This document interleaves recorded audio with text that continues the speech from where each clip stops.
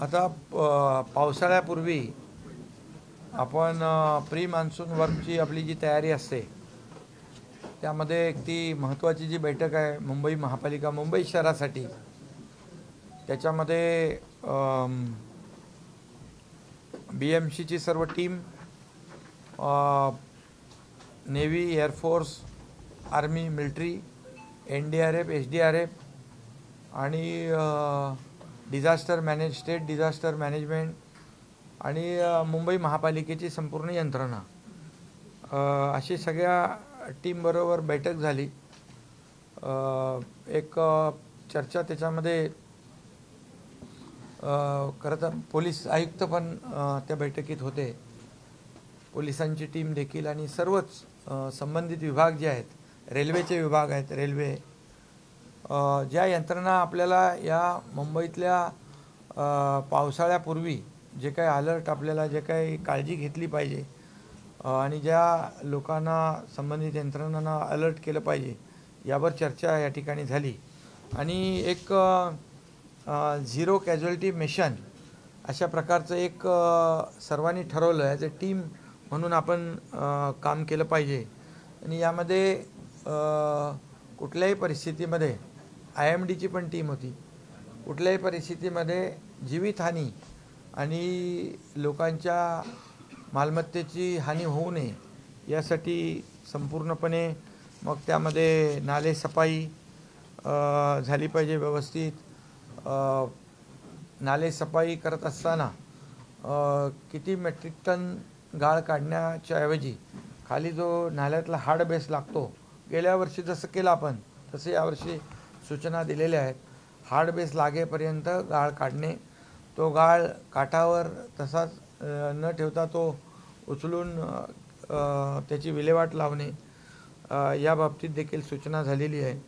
त्याचबरोबर जे स्पॉट आहेत जिथे वॉटर लॉगिंग होतं, पाणी तुंबतं, हे स्पॉट तर आयडेंटिफाईड आहेत आणि त्यामुळे तिथे जे काही यंत्रणा आहे म्हणजे आपले हाय प्रेशरचे पंप त्या ठिकाणी 24/7 ठेवणे. आणि दुसरं आपण होल्डिंग पॉन्ड केलेले आहेत, त्या होल्डिंग पॉन्डमध्ये आपण 12-13 ठिकाणी होल्डिंग पॉन्ड केलेले आहेत, तर त्या ठिकाणी त्या पाण्याचं स्टोरेज करणं म्हणजे जेणेकरून जे पावसाच्या पाण्यामुळे जे पाणी साचतं ते स्टोरेज करण्याची जी सिस्टीम आहे ती देखील त्या ठिकाणी अलर्ट करणे. त्याचबरोबर जे नाले आहेत ते नाल्याचे जी तोंडं आहेत ती रुंद करणे, या संपूर्ण म्हणजे मिठी नदीपासून ते बाकी जे मोठे नाले आहेत या संदर्भामध्ये. त्याचबरोबर जे आपले फ्लड गेट्स आहेत, आपले किती ठिकाणी आहेत ते फ्लड गेटचं, ते आपण जवळपास आपले STP जे आहेत सर आपण तयार केलेले ते 27 ठिकाणी आहेत. तर ती सर्व फ्लड गेट जी सिस्टीम आहे ती अतिशय ॲक्टिवेट आहे, ती देखील BMCने तपासलेली आहे. मॅनहोलबाबत देखील चर्चा यावर झाली. तो एक महत्त्वाचा मुद्दा मॅनहोलचा, त्याच्यावर पूर्ण BMC लक्ष ठेवू नये. 1 लाख मॅनहोल आपण बसवलेले आहे. त्याला सिक्युरिटी म्हणजे ती जाळी आता पहिल्यासारखं चोरी होणार नाही असं त्याचं ते लॉक सिस्टीम केली आहे. इन्स्पेक्शन पण आणि त्याचं इन्स्पेक्शन देखील करतायत ते. त्याच्याबरोबर फुटपाथवरच्या जाळ्या ज्या आहेत ती ढाकणं आहेत, त्याच्या बाबतीमध्ये फुटपाथच्या ढाकणं चोरी होऊन तिथे अपघात होऊ नये या बाबतीत देखील चर्चा झाली. त्याचबरोबर खड्डे रस्त्यावरचे, ते खड्डे जे आहेत ते मास्टिकने खड्डे पूर्णपणे खड्डेमुक्त रस्ते, आणि जिथं काम सुरू आहे त्या कामाच्यामुळे तिथे पाणी साचू नये त्याची देखील काळजी, ती लेवल वगैरे ते करण्याच्या सूचना दिलेल्या आहेत, जेणेकरून रस्त्यावर खड्डा नाही आणि जे रस्त्याची कामं सुरू आहेत तिथे देखील लोकांना त्रास होऊ नये याची काळजी घेतली जाईल. त्याचबरोबर होर्डिंगच्या संदर्भात देखील चर्चा झाली. Illegal hoardings without permission hoarding आणि नॉर्म्सपेक्षा जास्तीचे होर्डिंग लावले किंवा साईज मोठी आहे त्या बाबतीत देखील कारवाई करण्याच्या सूचना ऑलरेडी दिल्या होत्या. त्याची आजही चर्चा या ठिकाणी झाली आणि ते अनधिकृत होर्डिंग कापणे आणि त्याच्यावर FIR लॉन्च करणे या देखील सूचना झाल्यात. कारण त्याच्यात जी काही जीवितहानी होऊ नये आणि झालेली घटना जी आहे दुर्घटना त्याची पुनरावृत्ती होऊ नये यासाठी देखील सूचना दिलेल्या आहेत. त्याचबरोबर रेल्वेच्या संदर्भात देखील रेल्वेची यंत्रणा जी आहे, रेल्वेच्या हद्दीतले नाले आहेत, एअरपोर्टच्या हद्दीतले नाले आहेत, त्याचबरोबर आपलं म्हाडा आहे, MMRD आहे, या सर्व यंत्रणा आहेत त्यांना देखील त्यांच्या हद्दीमध्ये जे जे काही पावसाळ्यापूर्वी कामं करायची आहेत ती सर्व करण्याच्या सूचना दिल्या. त्याचबरोबर पाणी तुंबून रेल्वे बंद पडल्यास त्या ठिकाणी मागच्या वेळेस जसं आपण BSTची सर्व्हिस दिली होती तशाच सर्व्हिस पुन्हा त्या ठिकाणी प्रोव्हाइड करण्याच्या सूचना दिलेल्या आहेत. त्याचबरोबर दरड लँडस्लाईड ज्या ठिकाणी होऊ शकते त्या ठिकाणी देखील आपण BMCचे जे वॉर्ड ऑफिसर आहेत त्या एरियातले सहाय्यक आयुक्त आणि वॉर्ड ऑफिसर बरोबर ना, त्यांना सूचना दिलेल्या आहेत की ते कसं प्रोटेक्ट करता येईल. त्यांना तर सुरक्षित स्थळी हलवणं एक हा विषय आहे, परंतु एक आम्ही युद्ध पातळीवर तिथे सेफ्टी नेटने आपण ते सुरक्षित करू शकतो का या संदर्भात देखील चर्चा झाली आणि त्या संबंधित एजन्सीतला बोलवून तशा प्रकारच्या सूचना देण्याचं ठरलं आहे. आणि जे लोक बाधित होतील त्यांना राहण्याची व्यवस्था करण्यासाठी एकतर BMC, म्हाडा आणि MMRDला सूचना दिल्यात की आपण जे ट्रॅन्झिट कॅम्प बनवतो फ्री फॅबमध्ये ते युद्ध पातळीवर आपण करा. त्याचबरोबर म्हाडा MMRDकडे काही घरं आहेत जी PAPची घरं आहेत, ती PAPची घरं त्यांची डागडुजी करून, म्हाडाकडे काही सदनिका आहेत त्याचे डागडुजी करून या लोकांना तात्पुरती जी काही निवाऱ्याची व्यवस्था आहे मग तिथे कुठे शेड खाली किंवा शाळेमध्ये असं जे काही त्यांची व्यवस्था करावी लागते ती काही व्यवस्था त्यांची बरोबर नसते, त्यामुळे अशा प्रकारची व्यवस्था करण्याच्या सूचना दिलेल्या आहेत. संरक्षक भिंती ज्या आहेत त्या देखील त्या विभागाने त्याची काळजी घेऊन त्या प्रोटेक्ट करणे या बाबतीत देखील सूचना या ठिकाणी दिलेल्या आहेत. बाकी मला वाटतं एक हॉटलाईन जी आहे ती आणि एक ॲप तयार केला आपण, तो तिथं बाबा कुठं कचरा आहे, गाळ आहे, रेल्वेमध्ये आपल्या नाल्यामध्ये किंवा डेब्रिज आहे तर ते फोटो अपलोड करायचे, त्याची ताबडतोब दखल घेऊन त्याची कारवाई त्या ठिकाणी होईल अशा प्रकारचं देखील एक सूचना दिलेल्या आहेत मला वाटतं.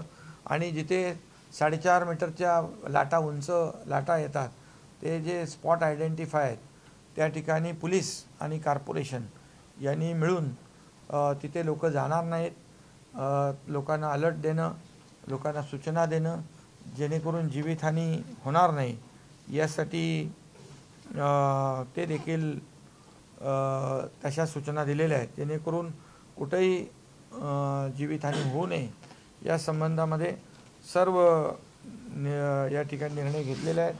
आणि तशा प्रकारचं मुंबई महापालिकेने अगोदरच तशा प्रकारची मीटिंग देखील घेतली आहे आणि त्या मीटिंगमध्ये पूर्णपणे मुंबई BMCची यंत्रणा सज्ज ठेवलेली आहे. मला वाटतं ह्या सर्व यंत्रणांनी एक टीम बनून काम केलं तर कुठलीही जीवितहानी, कुठलेही अपघात, इन्सिडेंट होणार नाही अशा प्रकारचा विश्वास या ठिकाणी मी व्यक्त करतो आहे. नाले सफाई जी आहे अजून सुरू आहे, नाले सफाई 100% झाली असं कोणी आता BMCने पण सांगितलेलं नाही, पण मी त्यांना सूचना केलेली आहे की हार्ड बेस लागेपर्यंत आपण गाळ काढणे आवश्यक आहे. कारण गाळ काढला तर पाण्याचा फ्लो जो आहे त्याची कॅरिंग कॅपॅसिटी वाढते आणि मोठ्या प्रमाणावर तिथे पाणी तुंबणार नाही. आणि जे नाल्याचे मेन शेवटचं जे तोंड आहे तिथे देखील होल्डिंग पॉन्डप्रमाणे जर आपण मोठ्या प्रमाणावर खोदलं, साईज वाढवली म्हणजे खोली वाढवली तर तिथे येणारा गाळ कचरा तिथे साचून पाठीमागे पाणी भरणार नाही या संदर्भात देखील सूचना दिलेल्या आहेत। आणि सर्व वॉर्ड ऑफिसर, सहाय्यक आयुक्त यांनी आपापल्या विभागामध्ये पूर्णपणे 100% नालेसफाई होईल याची जबाबदारी त्यांनी घ्यायची आहे। मागच्या वेळेस देखील मी म्हणालो जे चांगलं काम करतील त्यांना खरंच आपण गेल्या वेळेस देखील पाऊस भरपूर झाला परंतु पाणी साचण्याचे प्रकार कमी झाले, त्यामुळे जे अधिकारी यावेळेस देखील त्यांची जबाबदारी पूर्णपणे प्रामाणिकपणे पार पाडतील अशा प्रकारचा विश्वास आहे। आणि जे काही कामामध्ये हयगय करतील त्यांच्यावर देखील कारवाई होईल, कारण शेवटी लोकांना त्रास होऊ नये हा उद्देश राज्य सरकारचा आणि महापालिकेचा, पोलीस यंत्रणेचा आणि संबंधित सगळ्यांचा, म्हणून अतिशय महत्त्वाची बैठक आज आपण घेतली होती। डॅशबोर्डवरती बीएमसीच्या डॅशबोर्डवरती की 90% 95% नालेसफाई झाली करून, आणि आशिष शेलार म्हणतात की हे रतन खत्रीचे आकडे 40% पण झाले नाही। अरे म्हणून मी सांगितलं काय, आता नाल्याचा हार्ड बेस लागेपर्यंत गाळ काढणे ते त्यात वेळ आहे ना, काढताय, सुरू आहे काम, नक्की करतील ते। की सगळ्या ऑथॉरिटीजचे प्रमुख आता या बैठकीत आपल्यासोबत होते, पण जेव्हा काही अडचणीची वेळ त्या ऑथॉरिटीजमध्ये मुंबईमध्ये पासिंग द पार्सल होतं, बीएमसी असेल, एमआरडी असेल किंवा रेल्वे असेल, अशा परिस्थितीत तुम्ही त्या सगळ्या प्रमुखांना काय आदेश दिले की ही गोष्ट होऊ नये? नाही, ह्याच्यामध्ये कोऑर्डिनेशनने काम करायचं आहे। बीएमसी एक नोडल ऑफिसर यांचा बीएमसीचा असेल आणि तो सगळ्या यंत्रणांशी संपर्कामध्ये असेल, त्यामुळे एक टीमवर्क म्हणूनच काम केलं पाहिजे। आणि म्हणून आज जी बैठक झाली एक टीम म्हणून बैठक झालेली आहे आणि सगळ्यांनीच ठरवलेलं आहे की आपापली जबाबदारी अचूक आपण पार पाडायची। काही दिवसांपूर्वी जो वादळ आलं होतं, पाऊसही पडला होता, त्यावेळी मुंबई महापालिकेची एकूणच जी यंत्रणा होती ती उघडी पडली होती। अशी घटना पुन्हा होऊ नये, होर्डिंग पडल्यामुळे दुर्घटना घडली, लोकांचे जीव गेलेले आहेत आणि त्याचबरोबर पाणी देखील तुंबले। त्या बाबतीत देखील सूचना दिलेल्या आहेत की फक्त मुंबईत नाही पूर्ण राज्यभरामध्ये अशा प्रकारचे without licence, without permission hoarding आहेत, नॉर्म्सच्या बाहेर मोठी होर्डिंग लावलेली आहेत। या सर्व होर्डिंगवर कारवाई करणे आणि जी त्यांना होर्डिंग कापून टाकणे, त्यांच्यावर गुन्हा दाखल करणे, त्यांच्यावर कारवाई करण्याच्या सूचना दिल्या आहेत। जे अधिकृत आहेत, परमिशन घेतलेले आहेत, त्यांचं देखील स्ट्रक्चरल ऑडिट झालं पाहिजे अशा देखील सूचना दिलेल्या आहेत। अनेक ठिकाणी विकास प्रकल्पांची कामं सुरू आहेत, मेट्रो असेल, कोस्टल रोड असेल, इतर महत्त्वाची कामं सुरू आहेत, त्यामुळे देखील अनेक अडचणी होतात आणि त्यामुळे मुंबईची तुंबई होते कारण पाण्याचा निचरा होण्यासाठी मार्ग मिळत नाही। तुंबई आता म्हणजे पाऊसच नाही पडला तर लगेच तुंबई नाही होणार आणि त्या सर्व यंत्रणांना सांगितलेलं आहे की आपापली जबाबदारी पूर्ण पार पाडा। सर्व यंत्रणांना सांगितलं आहे तुमची जिम्मेदारी तुम्ही पार पाडायची आहे, तुमच्यामुळे पाणी साचलं तर कारवाई होणार। तुम्ही स्वतः नालेसफाईची पाहणी केली होती, यंदाही तुम्ही तिथे स्पॉटला जाऊन नालेसफाईची पाहणी करणार आहात। आता बैठक तर घेतलेली आहे आणि तुमच्या सगळ्यांची इच्छा असेल तर तेही करेन मी। नाले सफाई चांगली होईल। गेल्या वेळेस जसं आपण सांगितलं की नाल्यातला गाळ किती काढला, चिखल किती काढला, यापेक्षा पाणी भरणार नाही याची जबाबदारी तुमची। पाणी भरलं म्हणजे तर नालेसफाई व्यवस्थित झाली नाही, त्यामुळे गेल्या वेळेप्रमाणेच यावेळेस नालेसफाई होईल आणि युद्ध पातळीवर ते काम सुरू आहे। गेल्या वेळी तुम्ही नालेसफाईची पाहणी केली होती त्यावेळी उद्धव ठाकरेंकडून टीका करण्यात आली होती, मात्र आता पावसाळा आलेला आहे, उद्धव ठाकरे लंडनवारी करतायत। मी तर जाऊन हे सोडून, मी तर आता काल संभाजीनगरला होतो, तिथे दुष्काळाच्या बाबतीत बैठक झाली।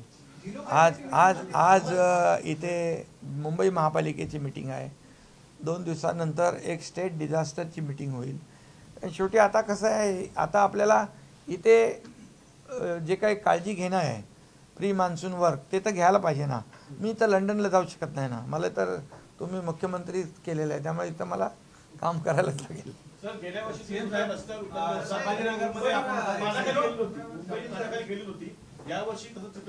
बिलकुल दिसणार, तसंच दिसणार, कारण सगळं जे काही तिथे पंप पाहिजे ते अलर्ट, ते सगळे ती व्यवस्था BMCने चेक केली आहे. होल्डिंग पॉन्ड आहे, तिथली परिस्थिती केलेली आहे. सगळी यंत्रणा जी आहे, फ्लडगेट आहेत, हे सगळे ॲक्टिवेट आहे की नाही हे तपासणी केलेली आहे.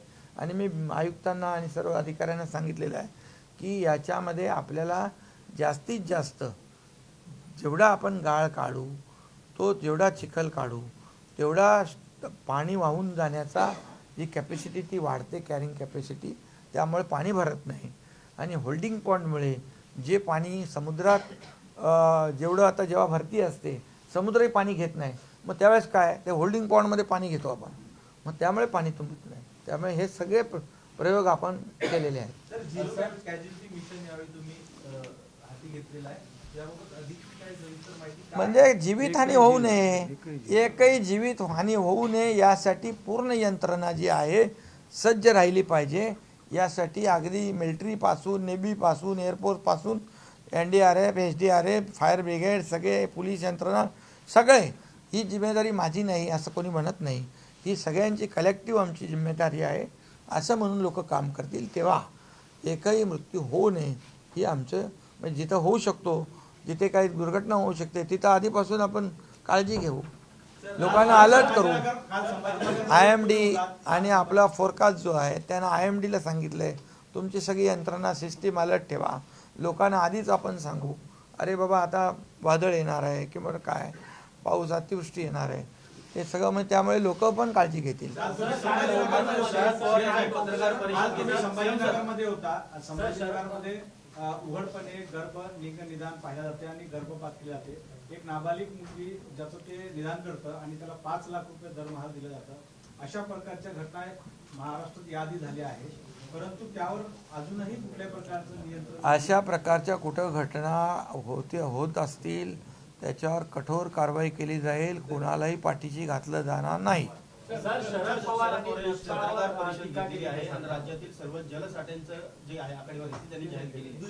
अनेक ठिकाणी भीषण पाणी टंचाई निर्माण झालेली आहे. राज्य सरकार काय नियोजन? मी काल गेलो होतो संभाजीनगरला, मराठवाड्यामध्ये तिथे सगळी माहिती मी घेतली.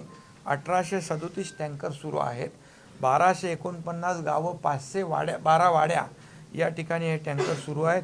मी त्यांना सांगितलं आहे तुम्ही जाहिरात काढा, आणखी कोणाला टँकर पाहिजे, चारा पाहिजे, जनावरांच्या पाण्याचा तुटवडा आहे, जाहिरात काढा ताबडतोब कुणाला. आणि सगळ्या तहसीलदारपासून, तलाठीपासून, आपला ग्रामपंचायतचा सरपंचपासून, ग्रामसेवक यांना त्या एरियामध्ये, गावामध्ये सगळ्यांना जाऊन अलर्ट करायला सांगा. तुम्हाला आणखी टँकर कुठे पाहिजे, आणखी पिण्याचं पाणी कुठे पाहिजे, जनावरांना पिण्याचं शॉर्टेज कुठे आहे, चाऱ्याचं शॉर्टेज कुठे आहे. आणि सुदैवाने तुम्हाला मी सांगतो, यावर्षी आम्ही DPDCतून पैसे दिले होते चारा उगवण्यासाठी, वैरण उगवण्यासाठी. त्यामुळे प्रत्येक जिल्ह्यामध्ये चारा उपलब्ध आहे, कुठेही प्रॉब्लेम नाही. जिथे चाऱ्याची आवश्यकता, छावणीची आवश्यकता पडेल तिथे तात्काळ छावणी सुरू करण्याच्या सूचना दिलेल्या आहेत. त्याचबरोबर ज्या काही पाणीपुरवठा योजना आहेत त्या लाईट बिलमुळे बंद पडलेल्या आहेत, ते सांगितलं मागचं लाईट बिल नंतर बघू, आता ताबडतोब कनेक्शन द्या. ती पाणीपुरवठा योजना पण सुरू करायच्या सूचना मी काल दिलेल्या आहेत. आणि त्यामुळे मला वाटतं कुठंही टँकर कमी पडणार नाहीत आणि कुठेही चारा कमी पडणार नाही, जनावरांचं पाणी कमी पडणार नाही. त्याचबरोबर हे काळजी घ्याच सांगितलं आहे. दुसरी गोष्ट, आता पाऊस सुरू झाल्यानंतर काही गावांचा संपर्क तुटतो, त्या संपर्क तुटणाऱ्या गावांमध्ये आतापासून औषधं आणि धान्य पुरवठा मुबलक करण्याच्याही सूचना मी दिलेल्या आहेत.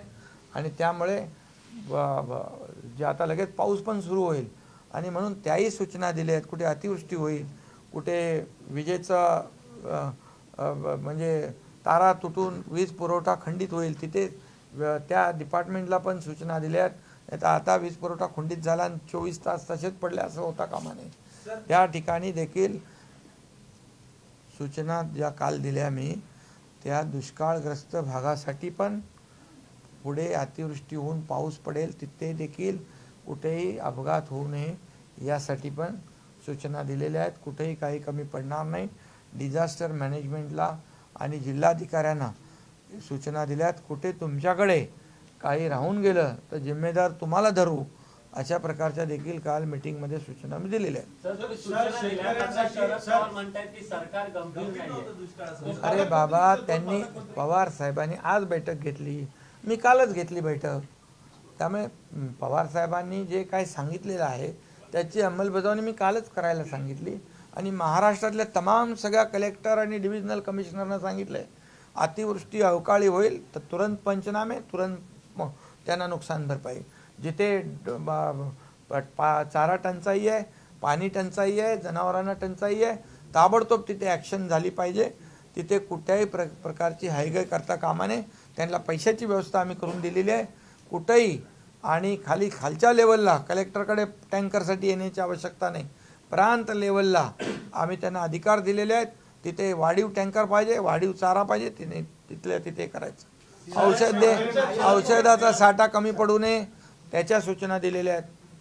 आरोप केला की पालकमंत्री उपस्थित नव्हते. कुठले पालकमंत्री? अरे बाबा, पालकमंत्री आता निवडणुकाचा उमेदवार होते, त्यांना कुठं बोलवणार आणि ते ऍडमिट आहेत हॉस्पिटलला. सर, मान्सून येत आहे आणि शेतकऱ्यांना पीक कर्ज उपलब्ध करण्यासाठी बँका जी आहे सिबिलची अट टाकली आहे. सिबिलची अट वारंवार रद्द करा अशी मागणी आहे. यावेळेस राज्य सरकार शेतकऱ्यांना पीक कर्ज देण्यासाठी सिबिलची अट रद्द करेल काय? बिलकुल, त्यावर काम गव्हर्नमेंटचं चाललेलं आहे. बँकांशी आमचे लोक बोलत आहेत. शेतकऱ्यांना नेहमी आम्ही मदत केलेली आहे. आतापर्यंतच्या इतिहासामध्ये आमच्या सरकारने शेतकऱ्यांना नुकसान भरपाईपोटी 15,000 कोटी रुपये वाटलेत. त्याचबरोबर 6,000 रुपये दर वर्षाला आम्ही देतो आणि 1 रुपयामध्ये पीक विमा देतो. इतर ज्या योजना मागेल त्याला शेततळं, ठिबक सिंचन सगळं देतो. आणि ह्या सगळ्यामध्ये 35,000 कोटी रुपये शेतकऱ्यांना देणारं हे पहिलं सरकार आहे. त्यामुळे वाऱ्यावर शेतकऱ्यांना आम्ही सोडलं नाही, सोडणार नाही. अरे त्याच्यावर काम चालू आहे ना बाबा. जी दुर्घटना घडली त्याची काही विशेष चौकशी काय? काल जी घटना घडली डोंबिवलीमध्ये दुर्घटना घडली त्याची काही मी स्वतः तिकडे गेलो. तिकडे तो रिॲक्टरचा स्पॉट होता आणि त्याच्यामध्ये मोठी दुर्घटना झालेली आहे. हायली हजार्डस केमिकल कंपन्या ज्या आहेत त्या म्हणजे रेड कॅटेगरीमधल्या हा जो कालचा स्फोट होता हा स्फोट हायड्रोजन पॅरॉक्साईडचा होता. त्यामुळे जे रिॲक्टरमध्ये टेम्परेचर मी काय त्यातला तज्ज्ञ नाही आहे, पण मी जी माहिती घेतली तर तिथलं जे काही तापमान वाढल्यामुळे तो हायड्रोजन बॉम्ब झाला आणि तो फुटला. त्यामुळे अशा प्रकारच्या घटनाची पुनरावृत्ती होऊ नये म्हणून आम्ही हायली हजार्डस केमिकल कंपन्या तिथून शहराच्या बाहेर, नागरी वसाहतीच्या बाहेर शिफ्ट करण्याच्या सूचना दिलेल्या आहेत.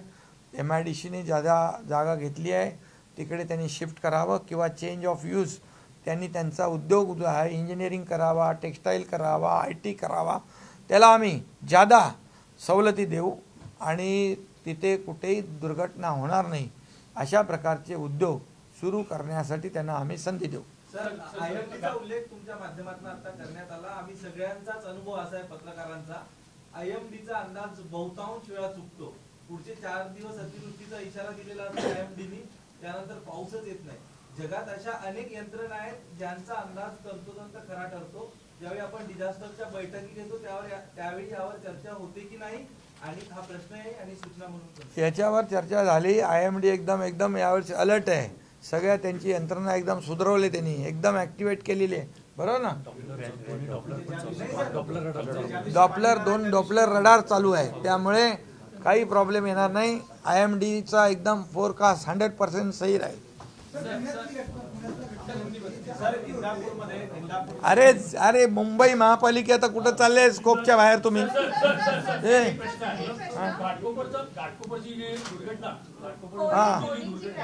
होर्डिंग होर्डिंग धोरणावरून वाद आहे. BMCचं जे धोरण आहे ते रेल्वेला मान्य नाही आहे. त्याच्यामुळे मोठे होर्डिंग्स आहेत ते अजूनही रेल्वे हद्दीत आहेत, ते काढण्यात आलेले नाही. त्या बाबतीमध्ये आता रेल्वेचे अधिकारी इकडे होते, त्यांना सांगितलेलं आहे आम्ही बिलकुल ह्याच्यामध्ये 7 होर्डिंग कापून टाकलेले आहेत आणि रेल्वेला पण सांगितलं आहे तुम्ही BMCचे जे नियम आहेत, गाईडलाईन आहेत, नॉर्म जे आहेत त्याप्रमाणे तुम्ही होर्डिंग लावा, अशा प्रकारच्या त्यांना सूचना दिलेल्या आहेत. कुठलंही होर्डिंग धोकादायक असेल त्याला कापून टाकायच्या सूचना मी दिलेल्या आहेत. आणि जे अधिकृत आहे त्याचा स्ट्रक्चरल ऑडिट करा, आणि जे अनधिकृत आहे त्यांच्यावर गुन्हा दाखल करा, त्यांना जेलमध्ये टाकून द्या. काय कोणी माणसं मारण्याचा परवानगा कोणाला दिलेला नाही आहे. सर आपने मुंबई हो या महाराष्ट्र हो, उसका आपने रिव्यू लिया है, कल औरंगाबाद में थे, आज आप मुंबई में हैं. फिलहाल मानसून को लेके क्या कुछ तैयारी मुंबई, क्या कुछ महाराष्ट्र में, क्योंकि सांगली हो या बाकी के जिले हो वहाँ पे जब बारिश आती है, जब अतिवृष्टि का मामला होता है तो कट ऑफ हो जाता है, सबसे संपर्क टूट चुका होता है. क्या कुछ सूचनाएं आपने इस पर? ये मुंबई शहर के प्री मानसून वर्क जो होता है BMC का, उसकी एक बड़ी मीटिंग थी. इसमें BMC के पूरी टीम थी, पुलिस कमिश्नर, यहाँ पर हमारे दोनों पालक मंत्री, यहाँ पर army, navy, air force, NDRF, SDRF, fire brigade सब थे. ये सब जितने भी आपातकालीन व्यवस्था जो है वो पूरी तरह इसमें मीटिंग में शामिल थी, और सभी लोगों को सूचित किया गया है अपनी अपनी जिम्मेदारी पूरी तरह से निभाओ, ताकि रेलवे के लोग थे, MMRD के लोग थे, माड़ा के लोग थे, PWD के लोग थे, टोटल जितनी एजेंसी मुंबई में है वो सब लोग यहाँ मौजूद थे, और सभी लोगों को कहा है एज ए टीम वर्क करो आप, और ये मेरी जिम्मेदारी है, सबकी जिम्मेदारी है, ऐसे बोल के काम करो. और इसीलिए मुझे लगता है हमने ज़ीरो कैजुअल्टी मिशन के तौर पे हम लोग काम कर रहे हैं, ताकि कोई भी जीवित हानि ना हो और लोगों के मालमत्ता की भी नुकसान ना हो. इसलिए ये पहले से ये सब लोग अलर्ट है. पूरे नाले सफाई ज़ोर शोर से शुरू है, 100% नाले सफाई होगी, हार्ड बेस लगने तक नाले सफाई होगी. और अधिकारियों को कहा है जो हाँ पानी ने वाटर लॉगिंग नहीं होगी उसका सम्मान करेंगे, जहाँ नुकसान होगा उसके ऊपर कार्रवाई करेंगे. और ये हम चाहते हैं कि मुंबई में कहीं पर भी कोई भी हादसा ना हो. जो हादसा होने वाले स्पॉट है वो आइडेंटिफाइड है, वहाँ पर पहले से अलर्ट जारी किया जाएगा. पुलिस है, कारपोरेशन की टीम है, ये सब पूरी ये टीम काम करेगी. और मुझे लगता है कि पिछले साल जैसे पानी नहीं भरा था, लोगों को तकलीफ नहीं हुई थी, उसी तरह इस साल भी हम उम्मीद करते हैं कि ये अच्छी तरह से बारिश भी ज़्यादा होने वाली है, लेकिन ज़्यादा होने के बावजूद हमारी पूरी BMC की टीम पूरी तरह तैयार है, पुलिस यंत्रणा तैयार है, पूरे जितने टीम हैं आपातकालीन व्यवस्था में लगे हुए वो सब अलर्ट है.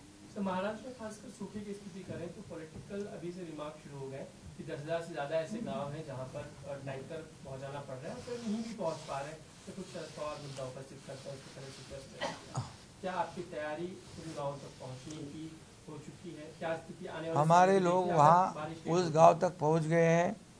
कल मैंने उसका जायज़ा लिया है. संभाजी नगर में मराठवाड़ा रीजन का सभी कलेक्टर थे, डिविजनल कमिश्नर थे, सभी से मेरी बात हुई है. वहाँ पर टैंकर जितने चाहिए उतने 1800 टैंकर शुरू है. 1250 गांव मराठवाड़ा के, पूरे स्टेट में सभी लोगों को सूचित किया है. कहीं पर भी टैंकर कम ना हो, वहाँ पर जानवरों को पानी मिले, चारा मिले, इसमें कोई कमी ना हो. और चारा छावनी लगाना है, जिधर ज़रूरत है वो लगा दो. DPDC से पैसे दिए हुए हैं. और कहीं पर भी किसी भी बात की अगर तकलीफ़ हो तो एक ऐड देने को कहा है. वो कोई भी गांव में अगर टैंकर नहीं पहुंचा है तो तुरंत वो गांव वाला डिमांड करेगा. वहाँ हमारा जो तलाटी है, तहसीलदार है, ग्राम सेवक है, वो सभी गांव में जाएगा. जहाँ जहाँ जिस चीज़ की ज़रूरत है वो पूरी तरह उनको ज़रूरत पूरी की जाएगी.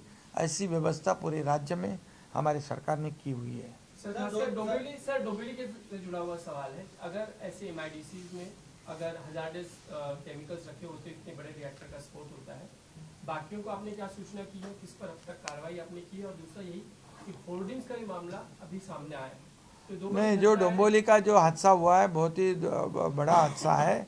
रिएक्टर का ब्लास्ट हुआ है और वहाँ पर जो हाईली हजार्डस केमिकल कंपनी है उसे हम शिफ्ट करने वाले हैं.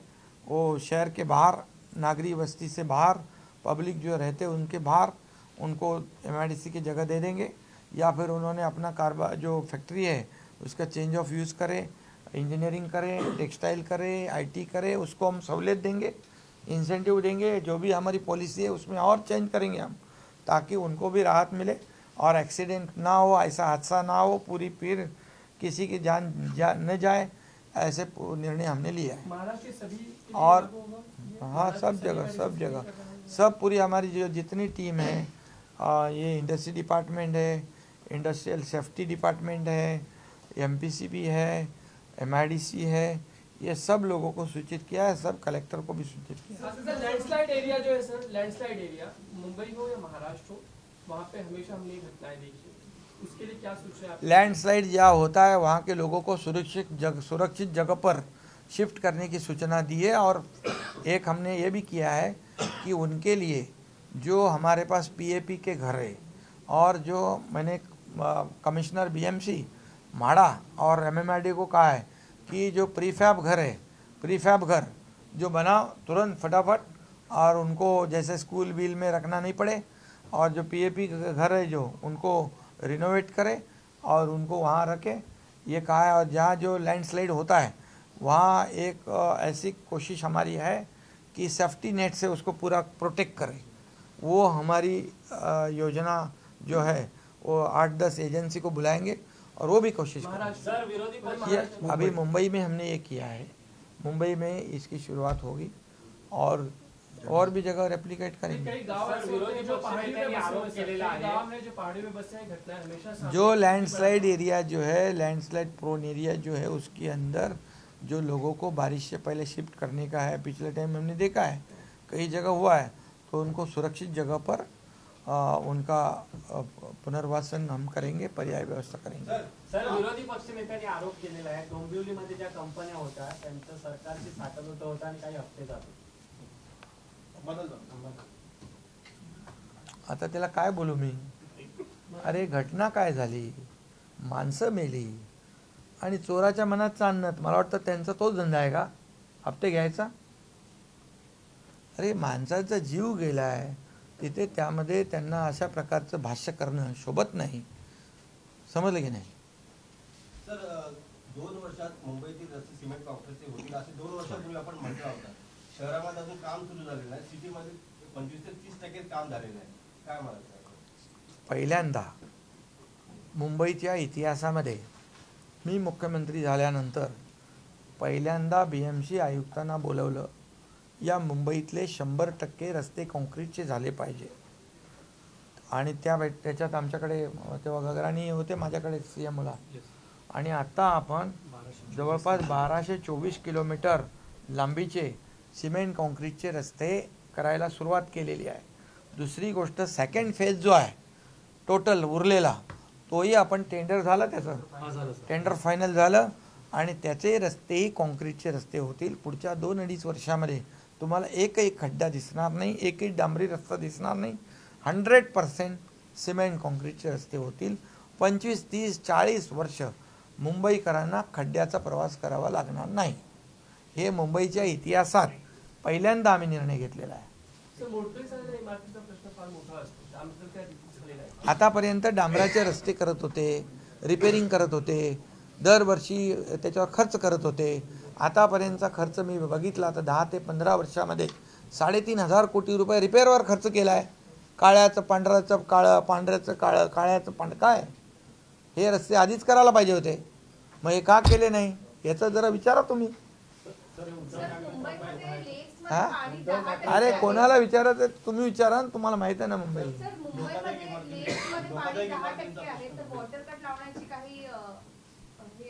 कशामध्ये।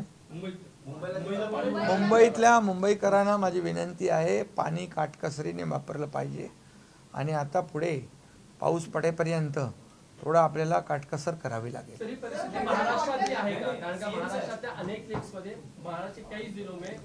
बारिश गिरेगा, अभी जल्दी बारिश गिरेगा, आपको सबको खुशखबर मिलेगी, जल्दी बारिश हो जाएगी। ठीक है।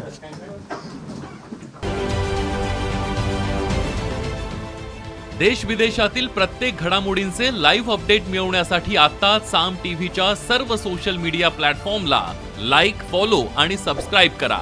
तसंच सर्व नोटिफिकेशनसाठी बेल आयकॉन प्रेस करायला विसरू नका।